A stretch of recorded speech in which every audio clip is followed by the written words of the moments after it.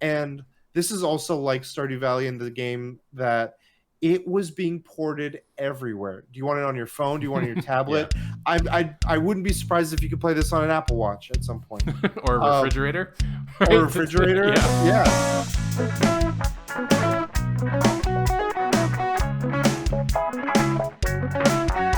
I was pretty happy about it. Pretty comprehensive. Um, speaking of nerddom, master segue moment. Have you been recording? I have been recording. master segue movement. Yeah, he says to himself. Well, because like I feel the game that we're going to talk about today, I feel like it can get real nerdy, like mechanics wise, because of like all of the kind of different combinations and sort of stuff that you can play. Like it's funny. I watched one video because I was like, I want to learn a little bit more about Silent's playstyle, and then fucking every video just like surfaced on my algorithm, and I'm like, oh no, the rabbit hole has opened. Yeah. But I mean, we should say the game we're going to be talking about. Go ahead. Slay the Spire 2. Yes. In early access. So, oh man, okay, I want to be very specific about which one we're talking about, just in case like someone's listening to it and then they're like, well, they already fixed it. Okay, to be fair, it's early access. The game's been out for, I want to say, a week? A month. A month? Almost a month. It was like it was mid-February that it came out. Okay. So then we just held off for a while before we all played it too. Before you played it with our cohort. You've been playing it since it came out. Right. Yeah, I kind of jumped on it. Like I was holding it because this was always like in a funny way. It's not made. The original one, the first one, Slay the Spire, which became like a basis for the card deck building roguelike stuff. Mm-hmm. That one has no multiplayer mode in it, and the community had such a like passion behind it that they wanted multiplayer. They made a mod for it, and that then became a staple in like my brother, cousin, and I in our multiplayer game rotation. So when this one came out, we were like, multiplayer is just part of the game, thank God. And we were all like, we bought it, we're waiting to play together, we're all going to just start our first like playthrough or attempt at it right when with multiplayer proper. Similar to yours and Mariko's experience, but I played a little, just I've only played with them really. I don't play too much solo, but we can get into that later. But yeah, it just came out like a month ago, or less than a month ago. It's late March now, so they've done like 1 or 2 patches, but yeah. So, question, because like I don't think I played Slay the Spire 1 with the kind of, I don't want to say fervor, but like you played it quite a bit, right? Oh yeah. Yeah. So let me see if I can pull up my hours. Oh God. Well, like. No? Well, I mean, did you multi-buy it? Like, did you buy it on like your phone too? That's what I'm kind of curious about, because I've put about 60 hours on. I don't think that's accurate, but it says 60 hours on Steam. Okay. And we've played a lot more than that. But then I played it a lot on phone, and I played a lot on Switch as well. Okay. So then I'm asking this of you as a veteran of the franchise of 2. Does this feel like a true sequel to you, or is it kind of like does it feel like an evolution of the game, or is it like more of a Tears of the Kingdom approach, where it's like it took the first formula and just made it a lot better? So I'm specifically talking about the early access of it, because that's important to put into context. This team and many games now, I think, that have built really great successes, and I'll point to a few big staples like Baldur's Gate 3 with Larian Studios and Supergiant Studios Hades 1 and 2. They all 3 of those had long early access cycles. So I need to just preface by saying that. Fair. With that in mind, at its current launch, at its playable state, this feels like a 1.5. Okay. It doesn't feel like it's reinventing the wheel. The biggest things I would say it's doing is it added 2 new characters that play very differently from the others, and it's added multiplayer properly, like as a part of the game experience. And I think those 2 additions alone have made this game way more accessible off the bat and way Mhm. more, and has given it the basis for which it could hit a higher ceiling than the first one did. Okay. Um, they have been vocal with their, and I need to say this one last thing, and I'll end my little Sure. thing. Sure. They have stated that they are planning to be in early access for 1, 2, possibly 2 years. So Okay. that, like, No Rest for the Wicked's another one that we've talked about and how Mhm. that's changed over its iteration as well. But with the direction it's going and where it's starting, I think this is poised to be a huge, like, revamp and overhaul. We Mhm. just haven't seen it yet. I think what we're seeing now is a good start, but I want to see more, and I think we're going to see more.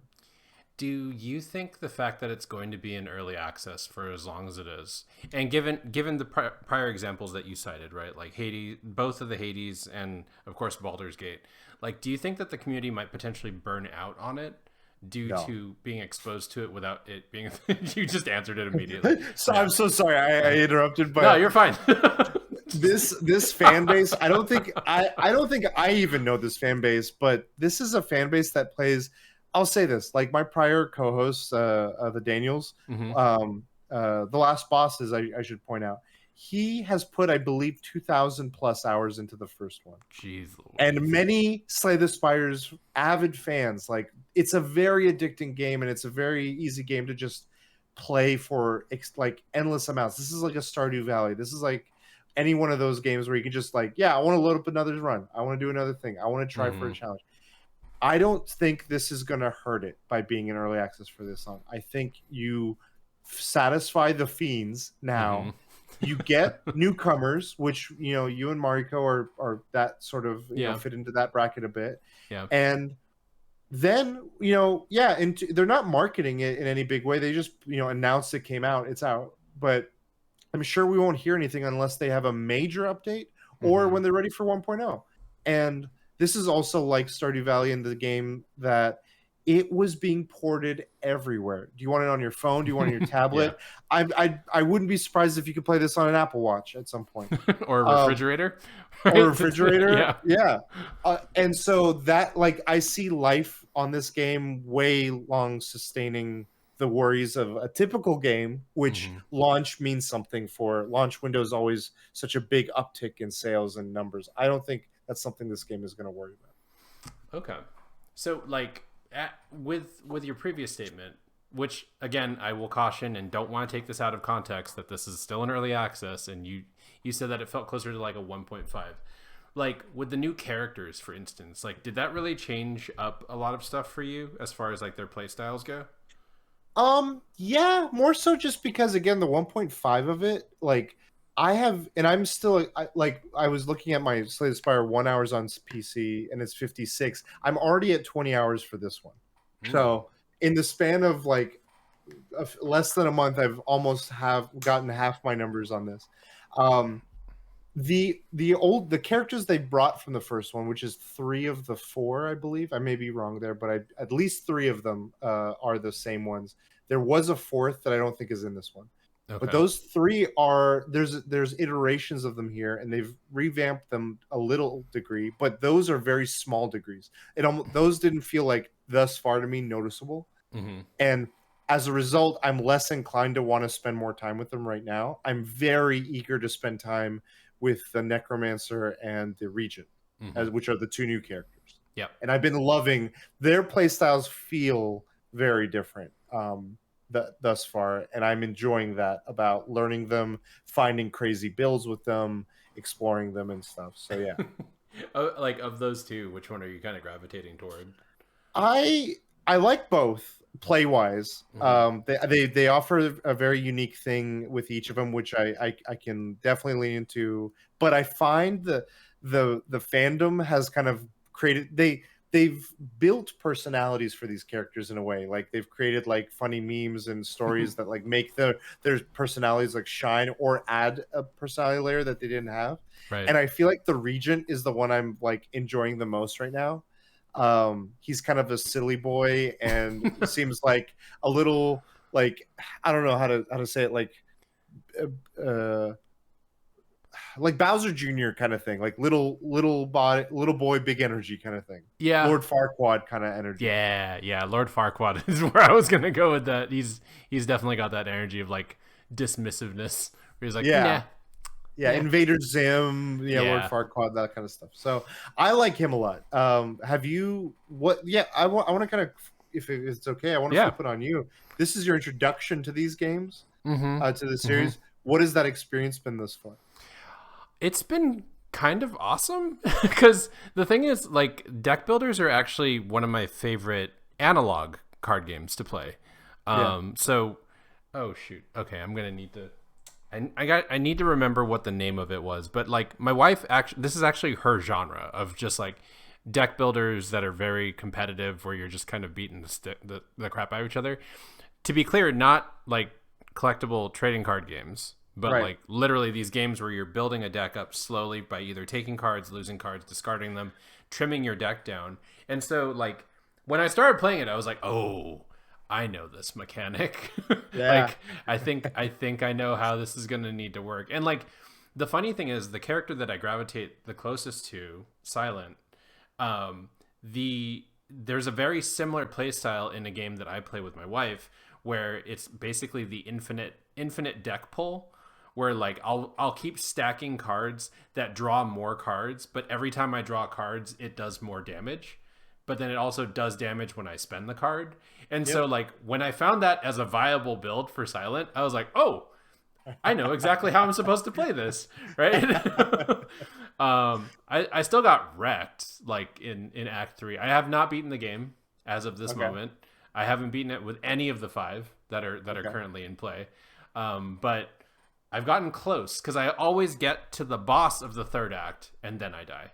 So I'm not sure what I'm doing wrong, but You're I'm doing loving nothing wrong. Yeah, it's a game where you just trial and error, and some runs are botched, just from what the card pool you're offered or the relics you're given or not given. Hmm. And other runs you don't find that build until like the late game, and it's already like it's catch up mode at that point. And other runs you'll be like, I got my build early on, and now I can like really lay into it and have an easy time. I've had fights where I may be built around like only playing power type cards, and the boss has a trigger where a mechanic of it where it's like every time you play a power card, it doubles its strength. Oh And I'm yeah, like, well, yeah. you've just hard countered me. I don't know what to do. Well, I mean, there was that boss that we were trying during a multiplayer run where like Oh yeah, every single turn they just keep stacking strength, and I'm like, they're gonna do 64 damage this turn. I don't think any of us are making out of this. yeah. And it's like, oh, okay, like built-in timer based on the mechanic. Like, I'm actually, Which yeah. oh, uh, No, go ahead. Yeah, you're actually what? I'm actually like really fascinated by like the construction of each enemy. Like all of them have some kind of really nuanced mechanic to them, which I Hmm. find fascinating. Because I'm like, when I get into a fight, it isn't going to be brainless. Like it feels like I'm attacking a puzzle, and I Hmm. just need to see which Rubik's cube decides to pop up out of the hole that time to fight.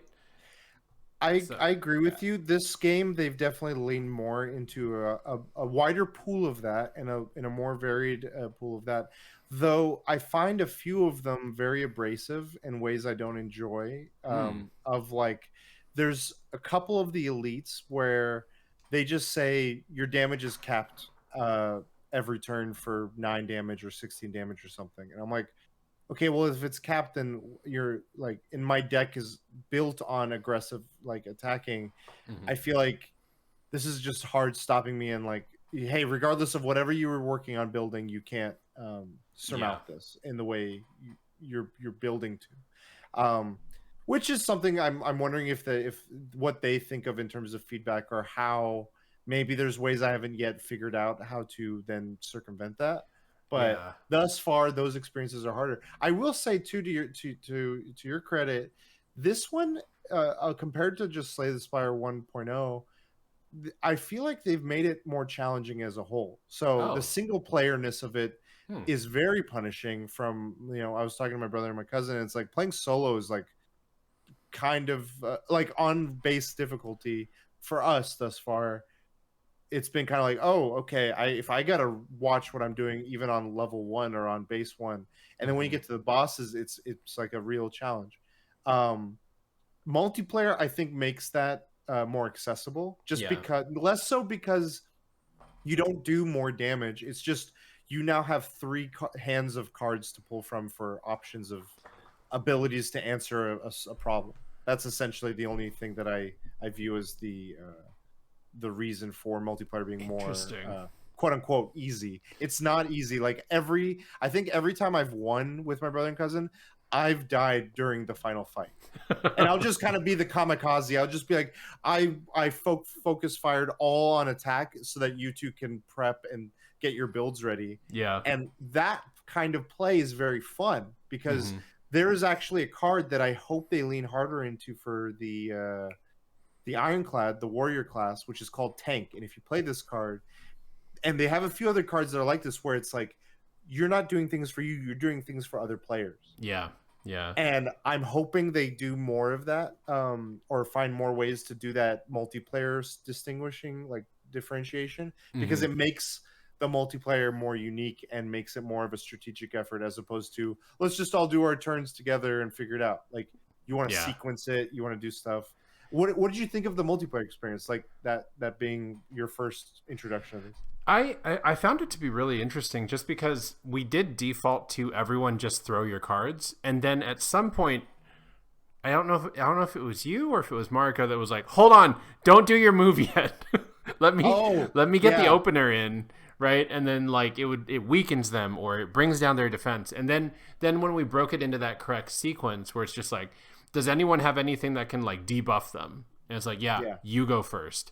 Okay, now who's got next kind of thing, and Yeah. then when it would get into like, all right, just mag dump, like everyone Yeah. just would throw their cards, which I thought was like, that's actually kind of cool. Like I could see that.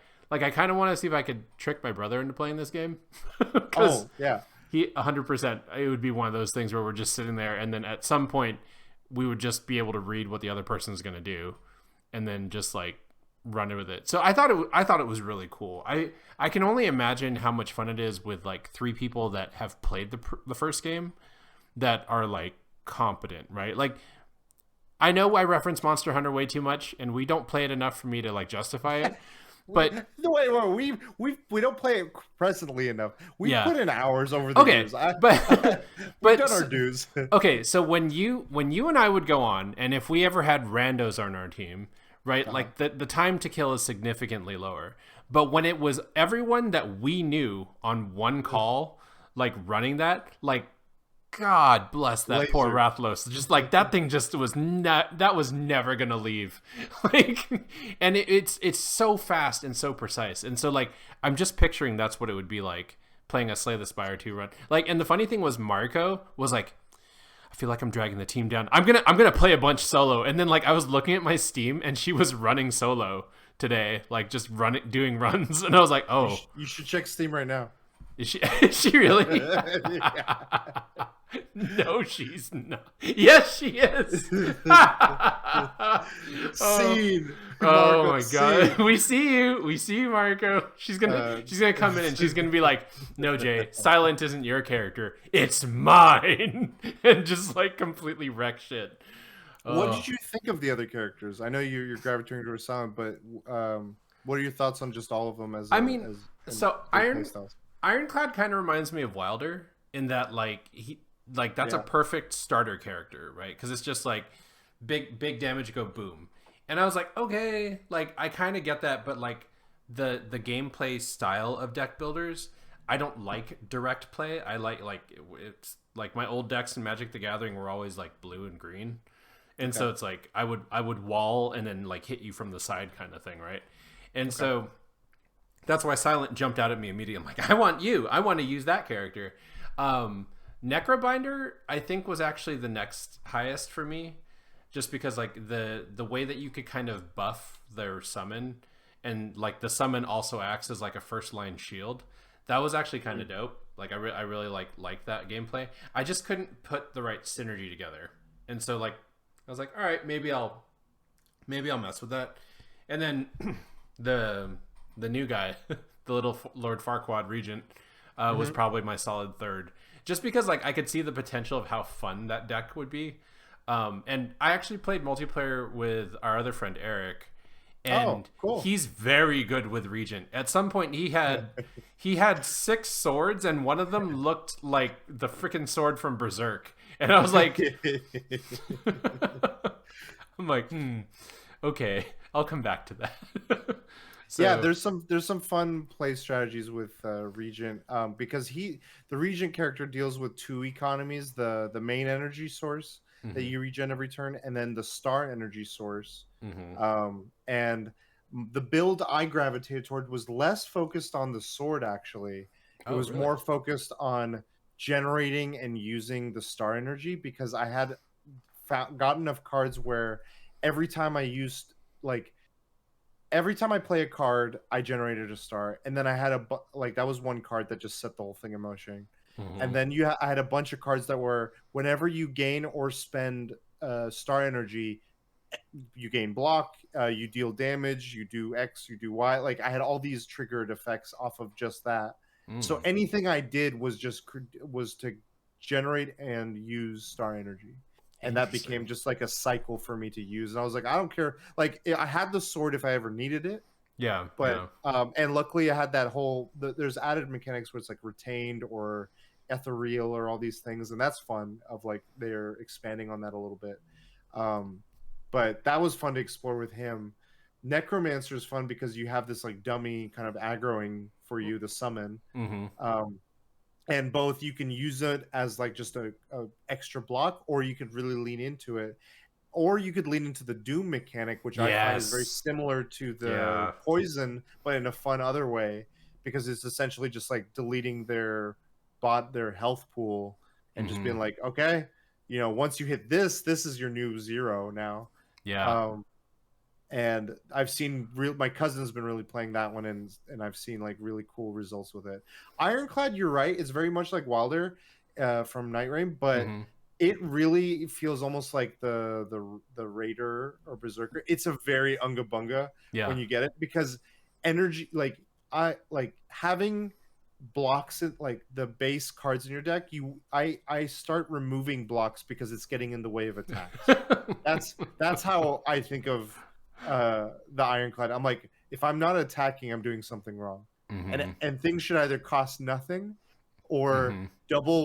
double cast, or some infinite loop of energy that is just constantly hurting myself but also hurting them. Yeah. It's a very very bloodlusty type of character. Well, and so like it's funny because like even though that feels geared to be a very straightforward character, I had trouble kind of envisioning builds with it other than Yeah. just get zero cards and then just like lay the shit on. Whereas Mhm. like I felt a lot more there was a lot more emergent tactics that I saw when I was playing Silent, cuz Yeah. like one of the abilities that I got was discard your entire hand and replace them with shivs. Yeah. But then I paired that with Way of the Serpent, which every time you play a card, you deal damage on top of whatever the damage is for that card, Just for playing the card. just Yeah. for playing that card. But then like I had a bunch of other cards that were Sly. So like I would stack like 6 Sly cards that basically they play automatically if they're discarded, and then I would Mhm. use the Shiv move, so I'd basically get 20 attacks in one go. And then I'd throw the shivs. And so then like I would literally just delete health bars if I got the right run of cards. Like I literally got to the area 2 boss Uh-huh. and I killed it on the first move. Like no mechanic, no nothing. Just like full on deleted him. And I was like, "Oh, I can see the addiction now." Like but Yeah, then finding those moments really is the joy that fuels the loop. yeah, yeah. And so it's like with Ironclad, like yeah, it's really hard. I couldn't see an emergent pattern where I was like, I could see how I could cyclically build stuff up and just like destroy things. But Mhm. maybe I need to just play it a little bit more and Also, see. the more you do runs, you unlock things. In this game, they've decided to have kind of like a timeline storyboard that serves as the tree of which you can see unlocks. It's the best. Um, and because before it was just like raise the experience bar, quote unquote, and create, you now have a new set of unlocks. But now they've contextualized it with story beats and like little fun sketches. Mm-hmm. But then every time you can hover over them to see what the challenge is in order to get that certain, what they called our epochs. Mm-hmm. And Mm-hmm. you'll be like, oh, this epoch is if I use the Ironclad character and beat 10 elites with it, or go Oh, through interesting. five runs with the silent or something, and that'll unlock certain epochs. It's like, oh, cool. Okay, besides just playing the game and leveling or experiencing, sorry, not leveling, Mm-hmm. you can also just go for specific challenges, which I like. I hope they expand on. I actually didn't look into those individually. Also, it did just remind me about a joke I was supposed to make earlier when you were talking about how difficult the game is. Uh, I have this killer tactic for how to get through the game without it being super difficult. It's called run away from the elites. So, like, when I've been playing single player, I have uh, literally traced a path. Even though I'm the only one playing, I'd trace a path for myself so I'd know how to get around elites. And I was like, oh, and so like that consistently got me to the end. But then like when I was trying out multiplayer with our other friend Eric and Mariko, yeah. the evidently the two of them, when you add them together, they create big energy because they're like, hey, it's an elite. And I'm like, no, why are we? And then they both vote there. And I'm like, well, I'm not going to cause it to go random. So I'll follow you in. And we were just stomping elites over and over again. But like, we were so ragged by the time we'd get to a rest. And I was like, Yeah, this stresses me out. Like, for sure.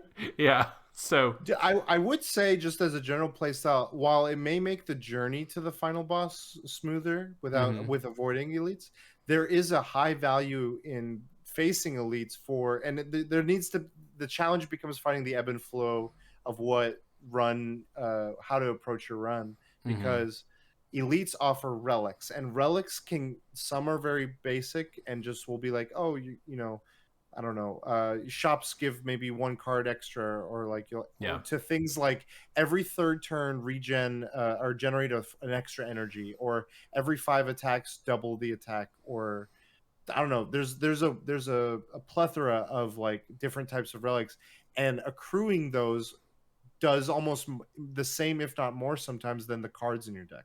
Mm. So I would incentivize you to try to find times where it would make sense. Like for instance, if for me the logic is always, if I'm at the very beginning of a run, sure, my card pool is low, Mm-hmm. so I'm not really having any big whammies or anything with the types of cards that can finish an elite off quickly. So Mm-hmm. I might be reluctant to do them early. But if I wait too late, there's not enough time for me to recover for the boss. So somewhere in the middle is good because it gives you a chance to potentially find heals, to find other things that can help you recoup that loss, Yeah. depending on what class you're playing, just to kind of navigate. Or just, if you're in a really good build or your team is in a really good team comp, Mm-hmm. Mm-hmm. you should prioritize as many elites as you can. Um, if again, that's the beauty of this. There's so many ways to approach it, and you can still achieve success. Yeah. It's just, you'll start seeing at the higher levels of play, as you go to like ascension levels, which we haven't talked about yet, but Mm-hmm. it's Mm-hmm. essentially like the once you beat the game, how do you seek further challenge, and Yeah. you can Yeah. raise the difficulty, and I think it caps at ascension level 20, and Crazy. it's insanity. Like that's what we were playing on a base Slay the Spire, because there is an acclamation to it, but once you start playing it, and again, multiplayer makes that a little bit more palpable. Yeah. But there is a fun challenge to, how do I approach this? I have to be very selective with sequencing cards, with what cards are in my deck, with how thin or how large my deck is, all that. So That just seems so terrifying to me because I'm already playing like that and I still haven't beaten the game. And so I'm kind of no, like, what is that even like? It's right. like, Again, Slay the Spire 1 was not this difficult on base level. Like that's what mm, I'm saying is like I agree with you. I'm feeling some of that off of just like the initial runs for Slay the Spire 2, which is cool because it's offering an added challenge, just off the onset, and you can mm, either face it or navigate it. But I think the more cards you unlock, the more relics you unlock, the more potions you unlock just by playing, mm. you will make those runs have more options for you to pull from. So that actually leads me to the question as far as builds go, because Mm. like in the first game, was there like a meta that people would like these were like these sort of builds that people would run versus like someone just inventing a build out of nowhere? Like it makes me wonder how much of this is actually crafted and how much of this is like let's just put all of these different paths in front of the player and then like let's see them build something from it. You know what I I mean? would say, yeah, no, I get what you're saying. I would say in the framing of base game, base mode, Mm-hmm. there's a high variety of ways to win. You could Okay. do all kinds of janky ass shit, and it works. It Right. works in amazing and beautiful ways, and the ways in which you're like, I just held on to a dream and I somehow pulled off a win. Right. Um, that can occur more often at just regular, like how the game was like launched and created on Slay the Spire 1. Mm-hmm. As you go to Ascension 20, there, you're playing on much steeper difficulties, and I wouldn't say there's one meta, but there were a few builds of like you really want to prioritize a focused deck. So Mm-hmm. there's no room for variance. It's almost like playing a regular card game. The more cards you put into a deck, the more variance you're introducing, and Mm. now then you have more variability in a space where the slightest mistake can cost you the game. So Got it. whatever your strategy is, as long as it can sustain that level of difficulty, to my knowledge, and again, I haven't researched all the metas, but there was Mm-hmm. some key ones to be like, these are the ones that you'll have the easiest time with, but Mm-hmm. it's not to say the only ones. Okay. um but yeah, I don't think there was, I'll say this, like when we were playing multiplayer in the first one, which again was a mod, I should Yeah. preface that just for those that may forget, the first one didn't have multiplayer, but when you played it, we stumbled upon a combo of a few cards and relics that once you got those, you're like, oh, game over. Like I'm about to like hit the jackpot on the slots, and we're about to reap rewards, and you're just hoping for not like the worst trigger or boss mechanic to counter that or something. That was all that you were fighting at that point, but you can have moments like that. So like the sort of overpowered decks, right? Like not I don't want to call them metas, but like when you stumble on those like special permutations where you're just like, "Oh my god, like I just need to make sure not to completely screw this up." Like Yeah. they kept those in the original, right? Like they never nerfed Oh yeah. them. Nope. Okay, They never interesting. nerfed him. Yep. Yeah. Yeah. Mm, That was like, again, it's not, you're not playing against another person. You're not playing in a competitive environment. mm-hmm. And you can do seeded runs and just show off like your run. That was really the only thing that people were doing. They were either doing speed runs or, Mm-hmm. did you achieve Ascension 20 with this character or with all characters, or did you do a heartless run, or not a heartless run? There was like a certain secret boss that you had to do added objectives to reach, Mm-hmm. and that made the game even harder. So it These became an achievement of that, less yeah. so, you know, what broken build. Yeah, you're expected to make a optimized deck, and once you get that god deck going, Mm-hmm. Mm-hmm. then you're like, I got my engine, let's go. Interesting. Okay. So that like because then it really does kind of bring into focus all of those like YouTube videos that suddenly surfaced on me where they're just like this broken like I hate YouTube voices, by the way, despite the fact that this is probably going to be playing on YouTube. But you know when people do the shorts and like this broken build will definitely net you a perfect run on Slay the Spire. I'm like, are you Yeah. an AI?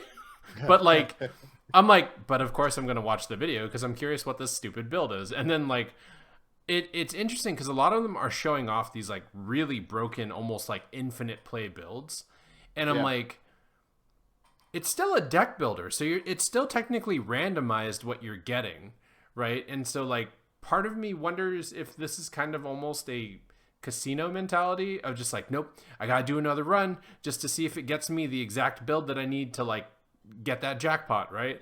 Like, You'll chase stuff. Like it's almost, I don't know if it's, I equate it less to like that casino vibe and more so to like a roguelike.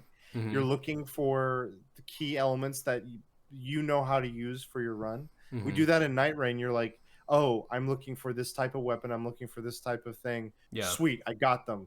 Okay, now I know I'm in my wheelhouse. But that doesn't make it where like it's just as clear where, or it's not as clear, but it's just as effective if you have a janky run and you don't have hope, but you're still kind of just pushing through to discover, Yeah. and you stumble into a build that's like, this is working, Mm-hmm. and you're like, let's just see how much we can milk out of it, and it turns into something that you discovered or made of your own. Like, Mm-hmm. there's Mm-hmm. something cool about that. Okay. Yeah, I'm like that's why I was like really hesitant to call it like a casino thing, cuz like I feel like when we played Hades, right? So that's like my definitive roguelike is like Okay. you would pick a weapon, which functionally in this case is a class, and then you would kind of see what you get on your first run or your first flip. And it's like, okay, can I build a strategy around this? No. Okay, let me get the next one. Can I build a strategy around this? Yes. Okay, let's start this build, right? And then you kind of go into it. With this one, I feel like people kind of come in and they're like, I could see the temptation of people coming in and being like, I didn't get this card within the first two fights. I'm bailing on this run, right? And like, I don't know. That feels bad to me, but that might just be me having a bad run or a bad read of the game, right? I don't see, at least with the players that I've seen outside of like my brother and cousin, other friends that have played, they don't typically do that unless it's an Ascension 20, like, again, the pinnacle of the pinnacle. Mm-hmm. You really want to try and be like, okay, rerun it. I gotta try to get this in my first three. Normal play, you won't really see that, Okay. which is where most people will be enjoying this in. Like, I have yet to do a four-person. Like, this game can support four people multiplayer. I've yet Wait, to it even can? experience. Yeah, yeah. Oh, sorry, Which is... I feel like I'm so trained to the 3-player multiplayer experience now. I don't know what the magic number is anymore. Some games do 3, some do 5, some do 4. Yeah. But yeah, this is right now at the time of this recording, it's set to be maximum of 4 players on a multiplayer run. Oh, I'm interesting. kind of curious if they are ever going to play with that with other ways, like if they have not to say you can do it with less, but like if they think of modes or special variances Mm-hmm. to it. I'm wondering if they're gonna elaborate or try some fun stuff there. Yeah, Um, like a so duos run kind of thing, or like. sort of, but more varied, because you can't, like, the game adjusts based on how many people are playing, so it's True. not going to be the same for 4 as it would be for 1 or 2. Mm-hmm. It kind of scales itself. Mm-hmm. But what would a two, like, is there another, like, I want something with maybe either narrative flair to it or a different kind of game type, quote Mm-hmm. unquote, where, like, for instance, I'll give an example. They have dailies are, you can run them once a day, as the name implies. Yeah. It tells you a specific character to run with. It gives specific modifiers that are different from normal mechanics, like added on to the rest of the game. So I Mm-hmm. did one with the Necrobinder, Mm-hmm. and there were 2. I forget what the second one was, but the first one was any card you add to your deck, you're going to add 2 of. Okay. And Yeah, I've seen that one. I came across a really, really amazing gold card, Mm-hmm. and I got 2 of it. And so I was like, great, these are my finishers. And I didn't add anything else to my deck. I just had the base deck plus those cards. Mm-hmm. And I just was like, all right, cycle through shuffles until I hit that kill, kill, kill, kill. Dang. And then when I got to the later part of the game, I'm like, this is easy. And I could have left it there. Mm-hmm. But after Act 2, I was just like, take every card I could possibly add, because I was just so powerful at that point. I was like, oh, I kind of want to see what these other cards do. Interesting. And I eventually had a relic that was like, or no, not a relic. I came across a question mark room that was saying, we can add this card to your deck, and we can make it so you start every game with this card in your opening hand, and it was do X damage based on how many cards are in your deck. And at that point, I had like quadrupled based off of how many double sets of cards I was getting. Wow. So that card was a free cast on my first turn, and it just insta killed everything. And because I picked it, it gave me 2 of it. Man. So I'm just saying that to say there's the base mode, there's the extra hard difficulty, there's the goofy silly stuff. Mm-hmm. I want them to give, like, now that they have a solid foundation, they should be I'd encourage them to try different modes that are very fun and unique experiences. Is there rewards for the daily, or is that just like a daily challenge to try? Man, this is one of the things the fans were bummed about, because initially the dailies, if you completed runs or if you achieved anything that was on the epoch, like, a challenge list, Mm-hmm. the dailies would count towards it, and I was like, I just killed 20 elites in one. Yeah. And it counted, but then they took that away. Um, Oh, I mean, I get it, right? Like, yeah, but people could easily just cheese it, but yeah. I don't know if there's anything specific besides maybe just the XP you gain. Okay. But I think I will say there's if I don't know if you've seen this or if you've tried it, but there's a Mm-mm. Slay the Spire board game that came out I think a year or two ago. They're advertising it to me, and I'm heavily tempted because it's actually like I could see this being super fun, especially if it plays similar to like how this is. Which I don't understand how it wouldn't. Like it's a deck builder for God's sake. Like it should work exactly the same. But yeah, maybe I might swing by and pick that up. Lord knows. It's fun. It was I think aside from the mod of the multiplayer, this board game was the bedrock for their like, oh, we're trying multiplayer, because it was kind of working out the mechanics of how multiplayer would work in the game. Do you In have their it? No, I don't have it Oh, because it was damn it! at PAX and it was too huge, and I like the part that I'm reluctant to do is once you're used to this, Mm-hmm. it automates all the effects. Oh Like yeah, it yeah. accounts for the you have to manually do every modifier, buff, effect, and I don't know if that is a joyful experience for me with this game. Okay, no, that's totally fair. Yeah. I may be wrong, but I do appreciate that you could play the board game solo too, because I was kind of thinking about it, just to be like, even if I don't have people, I would have played it solo. But um, the automation of like, okay, I have 20 relics and they each do something, and this boss has 5 things, and I'm about to do an infinite combo. I was like, I'm not about to do that math for fun manually. Well, I like oh shoot. Okay, hold on. Let me go look at this. What the name of this game is that we oh Dominion. Have you played Dominion? Yeah, yeah, I know of Dominion. I played a lot of. That's like the bedrock for a lot of deck building. Yeah. So art. okay, hold on. This is fun side story time thing. So the creator of Dominion actually lives in Oakland, California. Okay. And I actually got to meet him because at the board game shop that he frequents, they have it's one of those places where it's a cafe and you can play board games while you're there. Yeah. And so I was sitting there and I watched this man get absolutely mollywopped by literally a 12-year-old. Like while playing Dominion. And I was like, this is amazing. Cuz one of the, I've tried to create a board game before, and you would think the creator of the board game would be the best at the board game. Au contraire.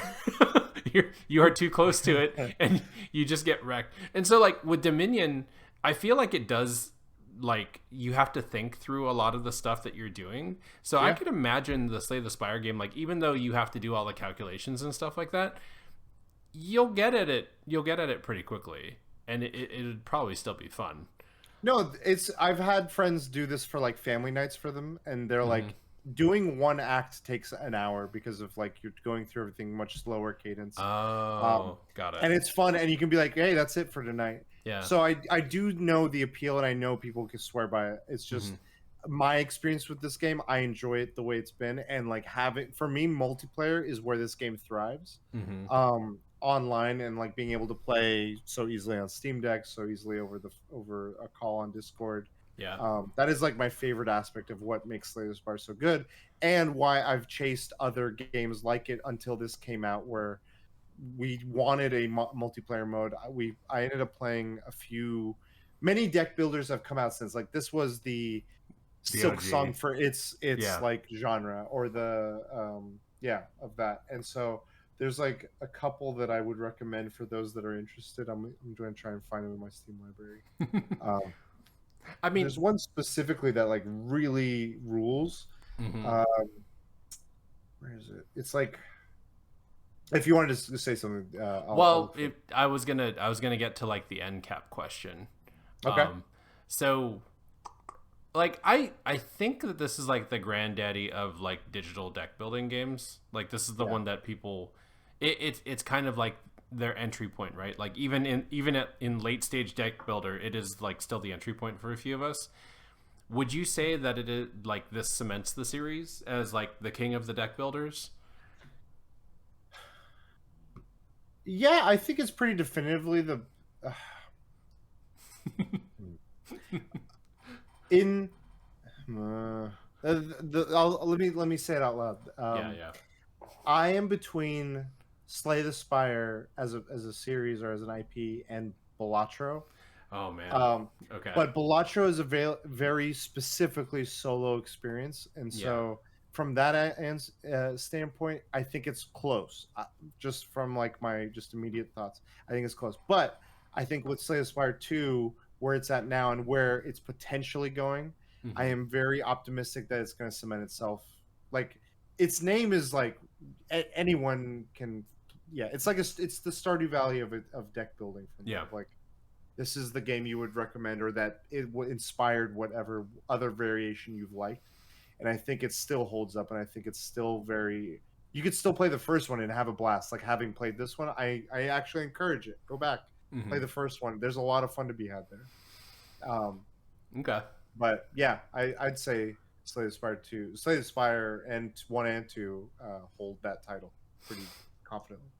Okay. All right. Yeah, that was.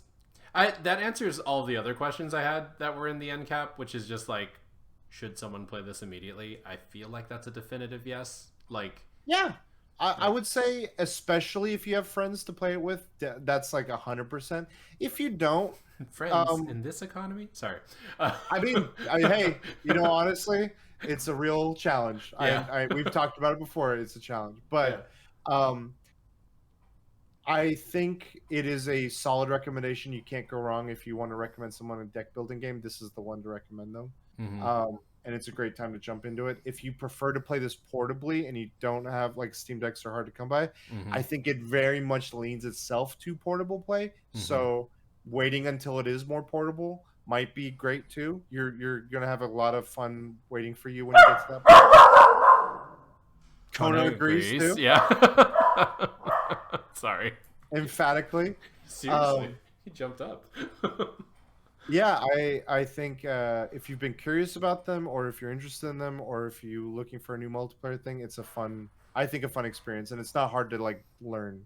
Like Cool. I think you and Mariko picked up super quickly in that first run, and like you've been off to the races since. So I'm scared that I'm going to be the last one to beat it because now that no, I'm staring at Mariko playing right now and I'm like, I bet you she's already beaten this, and she's just like, oh, okay, I get it, I see it, I see the matrix, right? And then because there's a couple things that are locked behind beating the game, right? Like the daily is locked behind beating the game. You have to beat it with one of yeah, them to get access to the daily, and then that's true.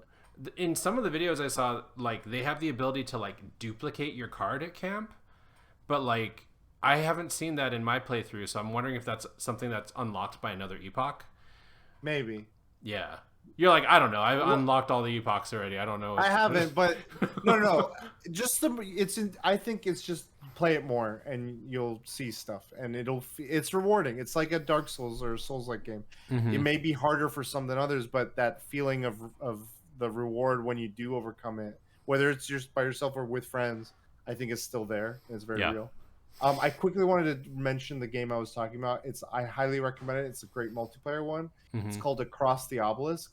That one's a great one. Oh I yeah, you love that one. mentioned that one. Yeah, you're because you were saying it did multiplayer really well. It has, so that one, the thing that's fun about it is very similar to this. It has classes, and they have a Hmm. bunch of expansions and deck types, and like you can lean into its own version of like a Slay the Spire, Got it. but with its unique angles at it, and it's a very fun multiplayer experience. Okay, cool. So I wanted to just give that a special shout out. Sweet, dude. Well, thank you for talking through this with me. I was like, I'm very much like the Slay the Spire virgin in our group, where I'm like, I I need to learn this game, and get good quick. So It's a journey, man. It's fun. It's less so about, to me, this is a game of like what experiences do you come across? Like the story you gave of like your build and how crazy that silent build was.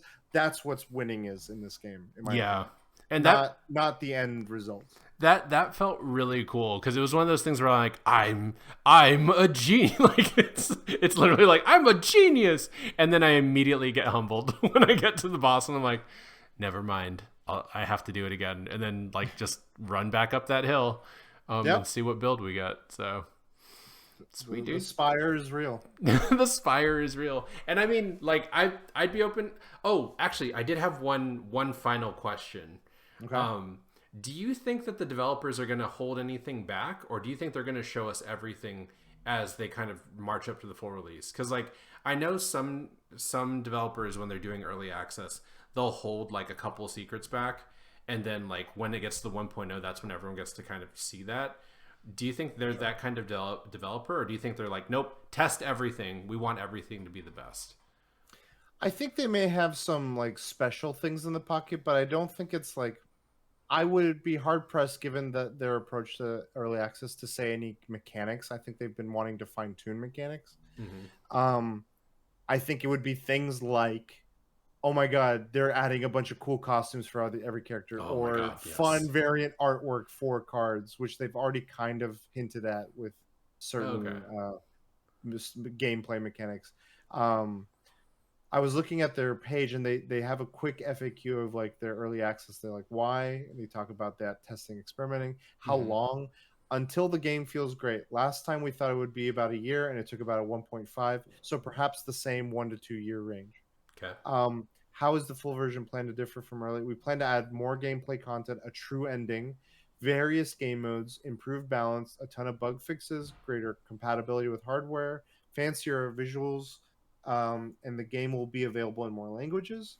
Oh, cool. And um, the price of the game will increase after early access. Understood. And